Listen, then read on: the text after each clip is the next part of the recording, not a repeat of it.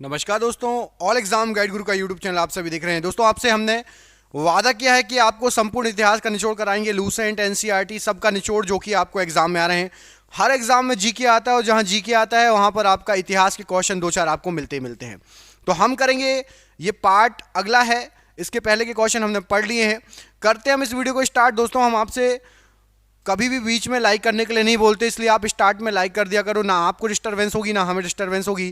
Question बहुत ही शानदार लेकर आते हैं, जिसने पुराना पार्ट नहीं देखा देख लेना, समझ में आ जाएगा। आपका प्यार भरपूर मिल रहा है, बस आप वीडियो को लाइक कर दिया करो और कुछ नहीं चाहिए। करते हैं वीडियो को स्टार्ट बिना देर किए हुए। पहला क्वेश्चन देखिए क्या पूछा गया है। तो पहले प्रश्न में पूछा गया है कि वेदांगों के संदर्भ में निम्नलिखित शब्दों में से कौन सा शब्द अनुष्ठान को दर्शाता है, बताइए।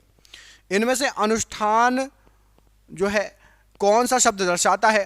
तो यहां पर आपको दिए छंद, व्याकरण, कल्प और शिक्षा। तो छंद, व्याकरण और शिक्षा नहीं, कल्प जो है ये अनुष्ठान को दर्शाएगा। ठीक है, कल्प शब्द जो है अनुष्ठान को दर्शाता है। ऑप्शन नंबर सी। धर्मराज रथ स्मारक कहां स्थित है। तो धर्मराज रथ स्मारक जो है आपके, यहां पर आपको जो ऑप्शन दिए गए ये है आपके महाबलीपुरम में स्थित। ऑप्शन नंबर डी महाबलीपुरम में है धर्मराज रथ स्मारक स्थित। ऑप्शन नंबर डी यहां पर राइट आंसर है धर्मराज रथ के लिए। सितंबर 1920 के भारतीय राष्ट्रीय कांग्रेस अधिवेशन का आयोजन किया गया था कहां पर। तो भारतीय राष्ट्रीय कांग्रेस जो सितंबर 1920 का है, इसका जो आयोजन किया गया था, ये किया गया था आपका कलकत्ता, जिसको आप क्या बोलते हैं, कोलकाता बोलते हैं, वहां पर इसका जो है आयोजन किया गया था। निम्नलिखित में से कौन आंध्र केसरी के नाम से जाने जाते थे, बताइए। आंध्र केसरी, यहां पर आपको जो ऑप्शन दिए गए हैं इनमें से किसको आंध्र केसरी कहा जाता था।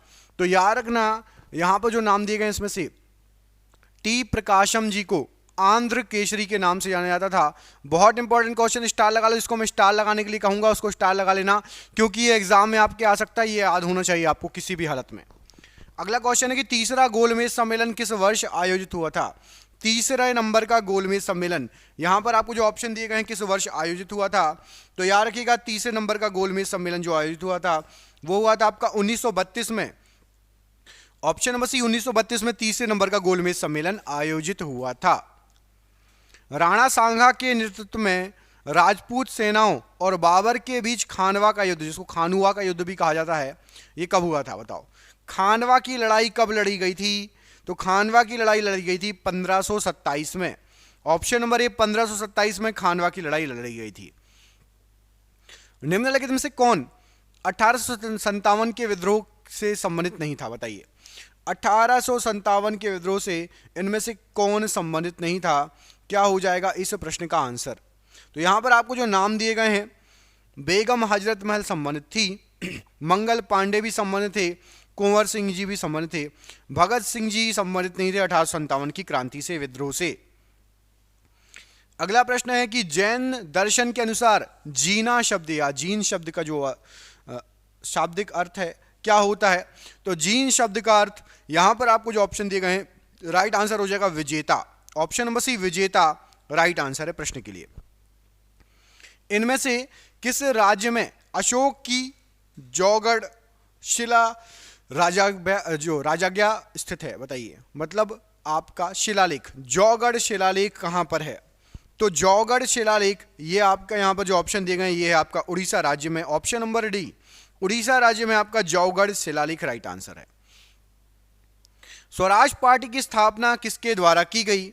तो स्वराज पार्टी की स्थापना यहां पर जो ऑप्शन दिए गए हैं राइट आंसर हो जाएगा मोतीलाल नेहरू और चित्तरंजन दास जी के द्वारा की गई। Option number C, Motilal Nehru और चित्तरंजन दास जी राइट आंसर है प्रश्न के लिए। निम्नलिखित में से कौन सा विद्वान आर्यों के तिब्बत ग्रह सिद्धांत से संबंधित है, बताइए। आर्यों के तिब्बत ग्रह सिद्धांत से कौन सा विद्वान इनमें से संबंधित है, क्या हो जाएगा राइट आंसर इस प्रश्न के लिए।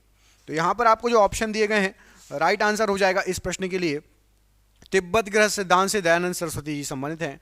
Option number D, Dayanand Saraswati ji ये तिब्बत ग्रह सिद्धांत से संबंधित है, राइट आंसर हो जाएगा।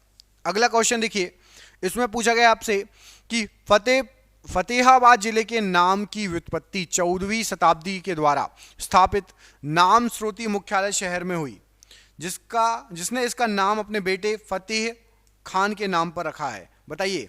किसने रखा था फतेहाबाद नाम अपने बेटे के नाम पर। तो फतेहाबाद जो नाम रखा गया है ये फिरोज शाह तुगलक ने अपने बेटे के नाम पर रखा था। ठीक है, फतेहाबाद का नाम फिरोज शाह तुगलक ने अपने बेटे के नाम पर रखा था। ठीक है, उसके बेटे का नाम क्या था? तो फतेह खान उसके बेटे का नाम था। पुर्तगालियों ने गोवा को किस वर्ष अधिकृत किया?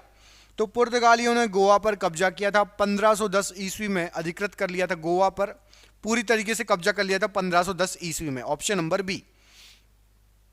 लंदन में पहला गोलमेज सम्मेलन किस वर्ष आयोजित किया गया था? तो लंदन में सबसे पहला जो गोलमेज सम्मेलन आयोजित किया गया था 1930 में आयोजित हुआ था। ऑप्शन नंबर डी, 1930 में सबसे पहला गोलमेज सम्मेलन लंदन में आयोजित हुआ था। आईने अकबरी पुस्तक के लेखक का नाम बताइए। तो आईने अकबरी जो पुस्तक है, इसके जो लेखक है, यहां पर आपको जो ऑप्शन दिए गए राइट आंसर हो जाएगा ऑप्शन नंबर बी, अबुल फजल। आईने अकबरी के लेखक हैं अबुल फजल, राइट आंसर है। समाजवाद का जयप्रकाश नारायण संग्रहालय कहाँ स्थित है? तो जयप्रकाश नारायण संग्रहालय ये आपका लखनऊ में स्थित है। Option number D, Lucknow right answer हो जाएगा इस प्रश्न के लिए। ब्रिटिशरों के साथ अलीगढ़ की संधि पर हस्ताक्षर कब हुए थे? किसने किए थे?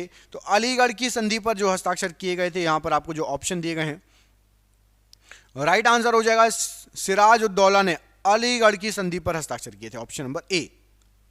निम्नलिखित में से किसने दीन ए इलाही आरंभ किया था? तो दीन ए इलाही आरंभ करने का श्रेय जाता है अकबर को।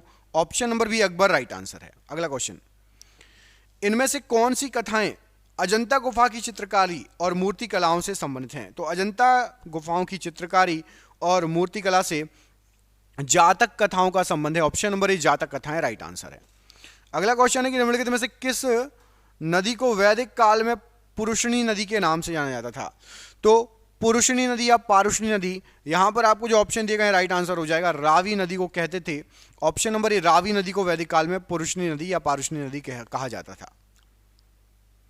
निम्नलिखित में से कौन सा स्मारक फ्रांसीसी युद्ध स्मारक आर्क डे ट्रायम्फ के समान है? तो फ्रांस में एक युद्ध स्मारक है, इसका नाम है आर्क डे ट्रायम्फ, और हमारे यहाँ का इंडिया गेट उसके समान बना हुआ है। Option number B, India Gate right answer है।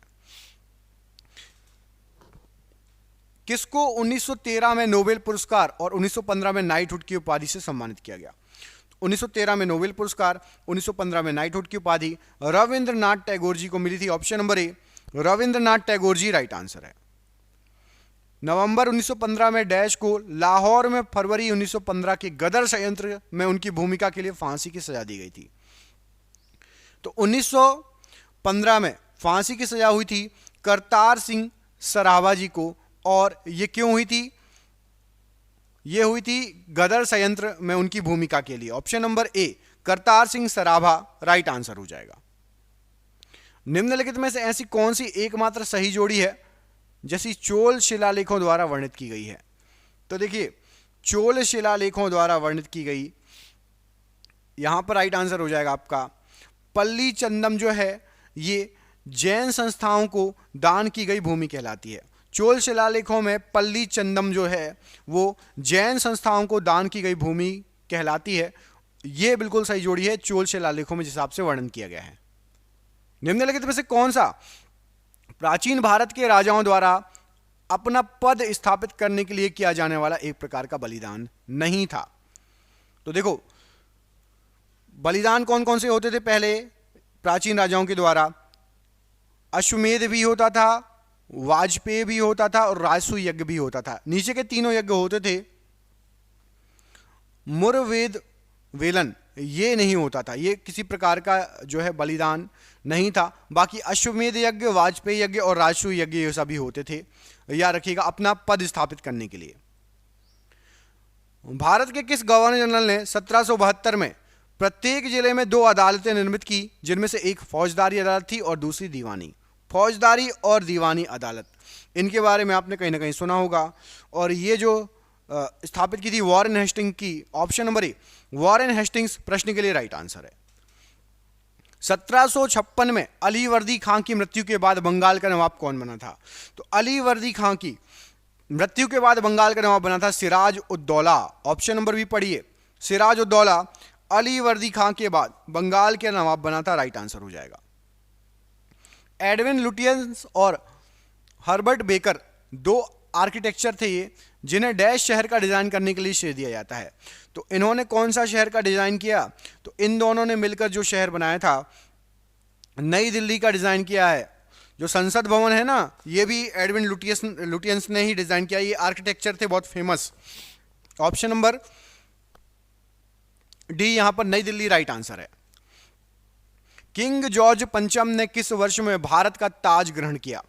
तो किंग जॉर्ज पंचम ने 1911 में भारत का ताज ग्रहण किया। Option number D 1911 right answer है। मराठा साम्राज्य और ब्रिटिश ईस्ट इंडिया कंपनी के प्रतिनिधियों ने किस वर्ष सालबाई की संधि पर हस्ताक्षर किए? तो सालबाई की संधि ईस्ट इंडिया कंपनी और मराठा साम्राज्य के बीच में हुई थी, और यह हुई थी 1782 में। ऑप्शन नंबर ए 1782 राइट आंसर है। श्रीरंगपट्टनम के युद्ध में टीपू सुल्तान की हार के बाद अंग्रेजों के साथ एक सहायक गठबंधन के तहत मैसूर पर किसने शासन किया था?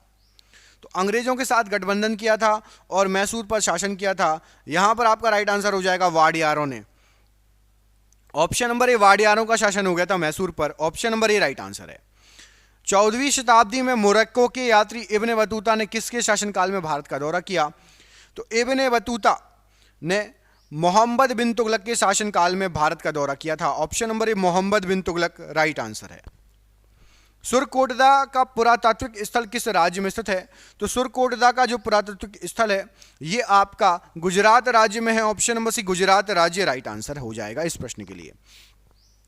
उस प्रसिद्ध भारतीय चित्रकार का नाम बताइए जिसे भारत के ब्रिटिश वायसराय लॉर्ड कर्जन द्वारा केसर ए हिंद स्वर्ण पदक से सम्मानित किया गया। तो केसर ए हिंद स्वर्ण पदक से यहां पर आपको जो ऑप्शन दिए गए हैं, राजा रवि वर्मा जी को सम्मानित किया गया था। राजा रवि वर्मा जी को केसर ए हिंद स्वर्ण पदक से सम्मानित किया गया था। याद रखना, लॉर्ड कर्जन ने सम्मानित किया था राजा रवि वर्मा को। किस भारतीय व्यक्तित्व को ब्रिटिश सम्राट द्वारा सूरवीर या नाइटहुड की उपाधि प्रदान की गई, किंतु उन्होंने जलियांवाला बाग नरसंहार के बाद इसे वापस कर दिया? तो नाइटहुड या सूरवीर की जो उपाधि दी गई थी, ये दी गई थी रविन्द्रनाथ टैगोर जी को, और जलियांवाला बाग हत्याकांड के बाद इन्होंने वापस कर दी। भारत के महाराज्यपाल मतलब गवर्नर जनरल को पहली बार वायसराय की उपाधि कब प्रदान की? तो पहले था आपका गवर्नर जनरल, जिसको महाराज्यपाल बोलते हैं हिंदी में, और इसको फिर वायसराय की उपाधि 1858 ईस्वी में दी गई थी। ऑप्शन नंबर ए 1858 ईस्वी राइट आंसर है। किस राजा ने उड़ीसा में उदयगिरि की पहाड़ियों में हाथी गुम्फा शिलालेख उत्कीर्ण कराया? तो हाथी गुम्फा शिलालेख जो उत्कीर्ण कराया गया था, खारवेल ने कराया था। ऑप्शन नंबर बी खारवेल ने कराया था हाथी गुम्फा शिलालेख उत्कीर्ण। 19वीं शताब्दी में सत्य शोधक समाज के संस्थापक कौन थे? तो सत्य शोधक समाज के संस्थापक 19वीं शताब्दी में यहां पर आपको जो नाम दिए गए हैं, ज्योतिबा फुले जी थे। Option number D Jyotiba Phule जी सत्य शोधक समाज के संस्थापक थे। राइट आंसर हो जाएगा प्रश्न के लिए। अगला क्वेश्चन है कि तीन विभिन्न कालों अर्थात मौर्य काल, गुप्त काल और मुगल काल के शिलालेखों से युक्त एक स्तंभ कहां मिलता है जिसमें तीनों कालों का उल्लेख है? मौर्य काल का भी है, गुप्त काल का भी और मुगल काल का भी है। इलाहाबाद प्रयागराज में मिलता है भैया। Option number B Allahabad Prayagraj में है मौर्य काल, गुप्त काल और मुगल काल के शिलालेखों से युक्त स्तंभ। Option number B. अगला क्वेश्चन है कि निम्नलिखित में से किस पुरातात्विक स्थल पर गर्त आवासों के प्रमाण मिले हैं? बताइए, गर्त आवासों के प्रमाण किस पुरातात्विक स्थल पर मिले हैं? तो यहां पर आपको जो ऑप्शन दिए गए हैं, क्या हो जाएगा राइट आंसर गर्त आवासों के प्रमाण के लिए? तो राइट आंसर हो जाएगा ये मिले आपके बुर्ज होम से। Option number B Burzahom से मिले हैं गर्त आवासों के प्रमाण। Option number B. निम्नलिखित गवर्नर जनरलों में से किसने एक कूट मतलब कोड प्रस्तुत किया जो न्यायिक प्रशासन से राजस्व प्रशासन को अलग करने के लिए प्रदान किया गया है? न्यायिक प्रशासन अलग और राजस्व प्रशासन अलग। तो ये जो कूट दिया था, ये दिया था लॉर्ड कॉर्नवालिस ने। Option number B Lord Cornwallis इसके लिए जाने जाते हैं। शाही चोलाओं के अधीन राजस्व प्रशासन के संबंध में शाला भोग शब्द का अर्थ क्या था? तो चोल वंश में जो शाला भोग जो शब्द यूज किया जाता था वो किस लिए किया जाता था, आपको ये बताना है। तो यहां पर राइट आंसर क्या हो जाएगा इस प्रश्न के लिए? विद्यालय के रखरखाव के लिए दान की गई भूमि को शाला भोग कहा जाता था। विद्यालय के रखरखाव के लिए दान की गई भूमि शाला भोग कहलाती थी। ऑप्शन नंबर बी यहां पर राइट आंसर है। दिल्ली सल्तनत में राज्य और प्रशासन के संदर्भ में मुक्ति शब्द का अर्थ क्या था? तो मुक्ति जो शब्द था, प्रशासन में मुक्ति का अर्थ था भूमि अभिहस्तांकन, जिसे इक्ता कहा जाता है का धारक, इक्ता का धारक, याद रखना, इक्ता का धारक जो था उसको मुक्ति शब्द का प्रयोग किया जाता था, ठीक है, इक्ता का धारक। स्वतंत्रता संग्राम के दौरान भारतीय राष्ट्रीय कांग्रेस के एकमात्र अध्यक्ष कौन थे जिन्होंने निर्वाचित होने के बाद भी अध्यक्ष पद से इस्तीफा दे दिया? तो स्वतंत्रता संग्राम के बाद कांग्रेस के एकमात्र अध्यक्ष जो कि निर्वाचित हुए थे, राइट आंसर हो जाएगा सुभाष चंद्र बोस जी थे, जिन्होंने इस्तीफा भी दे दिया था निर्वाचित होने के बाद। Option number B, Subhash Chandra Bose ji प्रश्न के लिए बिल्कुल राइट आंसर हो जाएगा। बक्सर का युद्ध किस वर्ष लड़ा गया था? तो बक्सर का युद्ध जो हुआ था, ये हुआ था आपका 1764 में। Option number D 1764 right answer है। प्रसिद्ध चिकित्सक जीवक की नियुक्ति किसके दरबार में की गई थी? तो जीवक की जो नियुक्ति की गई थी, यहां पर आपको जो ऑप्शन दिए गए हैं, बिंबिसार के दरबार में जीवक की नियुक्ति हुई थी। Option number B Bimbisara right answer है। किसने फांसी पर चढ़ने से पहले यह इच्छा व्यक्त की थी कि उसकी राख को भारत के पुनः संगठित होने तक संभाल कर रखा जाए और एकीकरण के बाद उसे सिंधु में विसर्जित कर दिया जाए? तो ये जो बोला था, ये बोला था नाथूराम गोडसे ने। Option number C, Nathuram Godse ने ये बोला था कि मेरी राख को भारत के पुनः संगठित होने तक संभाल कर रखा जाए, उसके बाद सिंधु नदी में विसर्जित कर दिया जाए। छद्म नाम भानु सिंह के प्रयोग किसने किया? भानु सिंह किसका नाम था? तो भानु सिंह का नाम यूज किया था रविन्द्रनाथ टैगोर ने। ऑप्शन नंबर ए, रविन्द्रनाथ टैगोर ने अपना एक छद्म नाम, मतलब दूसरा छुपा के जो नाम रखते हैं, भानु सिंह नाम से भी इन्होंने जो है इसको यूज किया है, भानु सिंह नाम को। अगला क्वेश्चन देखिए, अगले प्रश्न में पूछा गया आपसे कि लेपाक्षी में स्थित मंदिर अपने झूलते हुए स्तंभों के लिए प्रसिद्ध है, विजयनगर शैली में निर्मित है, जिसे और किस नाम से जाना जाता है? तो झूलते हुए स्तंभों से के संबंध में लेपाक्षी में एक मंदिर है जिसको वीरभद्र मंदिर के नाम से भी जाना जाता है। ऑप्शन नंबर बी, वीरभद्र मंदिर के नाम से भी इसको जाना जाता है। ऑप्शन नंबर बी यहां पर राइट आंसर है। भारत के स्वतंत्रता आंदोलन के किस नेता को grand old man of India कहा जाता है? तो grand old man of India ये कहा जाता है, यहां पर आपको जो ऑप्शन दिए गए हैं, दादा भाई नौरोजी को। ऑप्शन नंबर सी, दादा भाई नौरोजी को grand old man of India भी कहा जाता है। ऑप्शन नंबर सी यहां पर प्रश्न के लिए बिल्कुल सही आंसर हो जाएगा।